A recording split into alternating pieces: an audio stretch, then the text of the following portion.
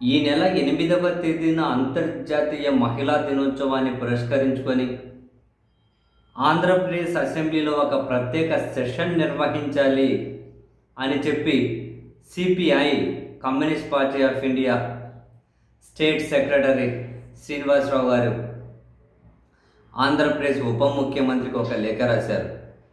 శ్రీయుత సోన్సో గారికి గౌరవ ఉప ముఖ్యమంత్రి, ఆంధ్రప్రదేశ్ ప్రభుత్వం అమరావతి అంటూ విషయం. సూపర్ 6 వాగ్దానాల అమలు, 2029 నుండే మహిళా రిజర్వేషన్ అమలు, మహిళల అదృశ్యంపై విచారణ తదితర అంశాలపై 8వ తేదీ అంతర్జాతీయ మహిళా దినోత్సవం సందర్భంగా ప్రత్యేక అసెంబ్లీ సెషన్ జరపాలని కోరుతూ, అయ్యా, అసెంబ్లీ ఎన్నికలలో కూటమి నాయకత్వం చేసిన వాగ్దానాలను విశ్వసించి ఓటేసి మీకు గొప్ప విజయాన్ని చేకూర్చడంలో మహిళలు ముఖ్యమైన పాత్ర నిర్వహించారు. 18 సంవత్సరాలు నిండిన ప్రతి మహిళకు 15,500 నెలకిస్తామని, ఉచిత బస్సు ప్రయాణాన్ని కల్పిస్తామని, 10 లక్షల రుణం తీసుకున్న పొదుపు మహిళలకు 0 వడ్డీ ఇస్తామని, తల్లికి వందనం, 3 ఉచిత సిలిండర్లు తదితర పథకాల అమలు చేస్తాము అని ఆనాడు బలమైన హామీనిచ్చి ఇంటింటికి ప్రచారం చేశారు. 3 ఉచిత సిలిండర్ల పథకాన్ని పాక్షికంగా అమలు చేశారు.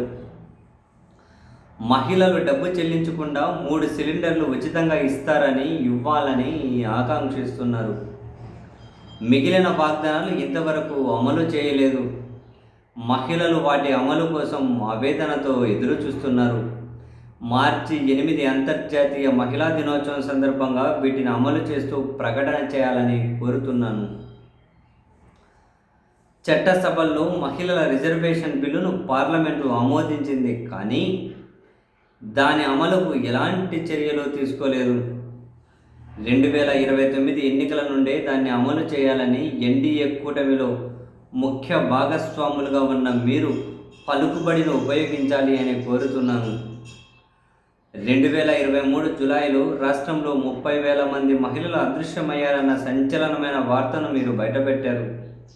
కేంద్ర హోంశాఖ నిఘా వర్గాల నుండి విశ్వసనీయమైన సమాచారం మీకు అందినట్టుగా కూడా చెప్పారు. ఆనాటి ప్రభుత్వం దీనిపై విచారణ జరపడానికి తిరస్కరించింది. ఎన్నికలకు ముందు పదే దీనిని ఒక వివాదంగా మార్చిన మీరు ఎన్నికల అనంతరం మౌనం దాల్చడం దురదృష్టకరం. పార్లమెంటులో కేంద్ర హోంశాఖ మంత్రి కూడా ఆంధ్రప్రదేశ్కి చెందిన మహిళలు, పిల్లల అదృశ్యమైనట్టు ప్రకటించారు.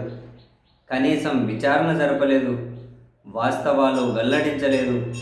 ఈ మధ్యకాలంలో పసిపిల్లలను అమ్మే ముఠా ఒకటి విజయవాడలో పట్టుబడింది. ఇలాంటి ముఠాలకు కార్యస్థానంగా మన రాష్ట్రం మారడం ఆందోళనకరమైన విషయం. ఉప ముఖ్యమంత్రిగా మీకున్న విచక్షణ అధికారాన్ని ఉపయోగించి, ఉప ముఖ్యమంత్రికి విచక్షణ అధికారం ఏందబ్బా, ఏముంటుంది? ఏమో, మనకేం తెలియదు. మీకున్న విచక్షణ అధికారాన్ని ఉపయోగించి మహిళల అదృశ్యంపై కమిటీ నియమించాలని, దానికి బాధ్యులైన ముష్కరులపై కఠిన చర్యలు తీసుకోవాలని కోరుతున్నామంటూ ఒక ప్రత్యేక అసెంబ్లీ సెషన్ నిర్వహిస్తూ, నాకు ఆ విషయం అర్థం కాలేదు. ముఖ్యమంత్రి గారికి రాయొచ్చుగా ఈ లేఖ సిపిఐ వాళ్ళు, ఈయనకెందుకు రాశారు?